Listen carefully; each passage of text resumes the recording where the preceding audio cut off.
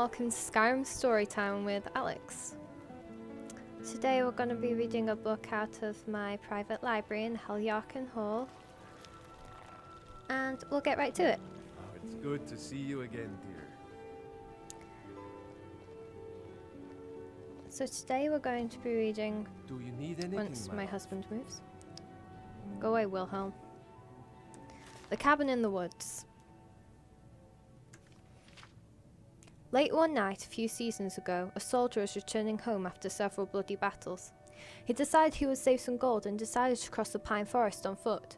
The first day of his journey was rather uneventful. The soldier stuck to the main path and kept a brisk pace. When it started getting dark, he set up his bedroll, built a small fire and cooked up some rabbit he had caught. A fine day indeed, he thought to himself as he fell asleep. Partway through the evening, the soldier was woken up by soft sobbing in the distance. He grabbed his sword, assuming it to be a bandit trick, but pretended to sleep so he could get the jump on them. After a few minutes, the sobbing started moving away from his camp until he could no longer hear it. From the rest of the night, he slept with one eye open. There is a word missing there. Day 2, the soldier awoke from what rotten sleep he could catch and started off through the forest at a quicker pace, intending to put distance between himself and whatever he had heard last night.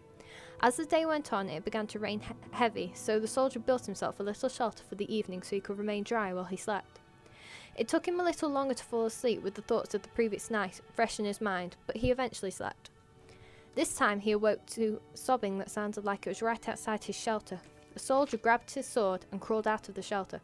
In front of the fire, he saw the back of a ghostly woman sobbing into her hands. The soldier mustered his courage and asked her what was wrong. No answer. He began to slowly approach, but before he could reach her, she turned and screamed at him. The ghostly woman raised an axe and began to run at the soldier, disappearing before she made contact. The soldier took off into the night with just his sword in hand. He ran until the first light of dawn, where he darted down the road again, as fast as he could move. The third day was bright and sunny, but the soldier, rattled and sleepless, didn't even notice. He moved as fast as he could, trying to get through the forest before nightfall. As darkness began to fall, he saw a cabin just off the road and thought to himself it would be a good place to hunker down for the night. After arriving at the cabin, he spent some time blocking the doors and windows. Nothing would get in. Despite his preparations, he could not sleep. He sat in what used to be the cabin's bedroom, staring at the barricaded door, shaking. Eventually, he could keep his eyes open no longer and fell asleep. This time he awoke to laughing on the other side of the barricaded door. It sounded like the woman before, but he refused to believe it was her. The soldier burst through the barricaded door into the main room to find the ghostly woman from the night before, staring at the ground, laughing hysterically with axe in hand. He began to relentlessly attack the ghostly woman, but he could feel his strikes were less effective. He used a scroll of firebolt, which threw a scream from her, and she exploded, disappearing. The ordeal was over, the ghost was gone. The soldier slept well that night, and the next day made excellent distance through the woods. As the sun began to set, he came out the other side of the forest and looked back, remembering the days before.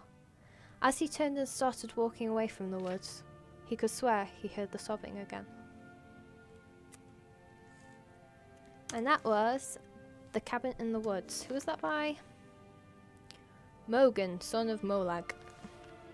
I swear that was a demon or a Daedra.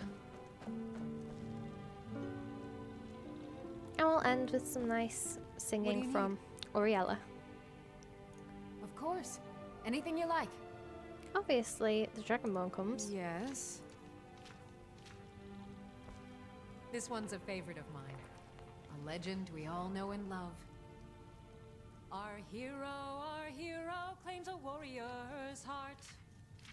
I tell you, the Dragonborn comes. With a voice-wielding power of the ancient Nord art. Believe, the Dragonborn comes.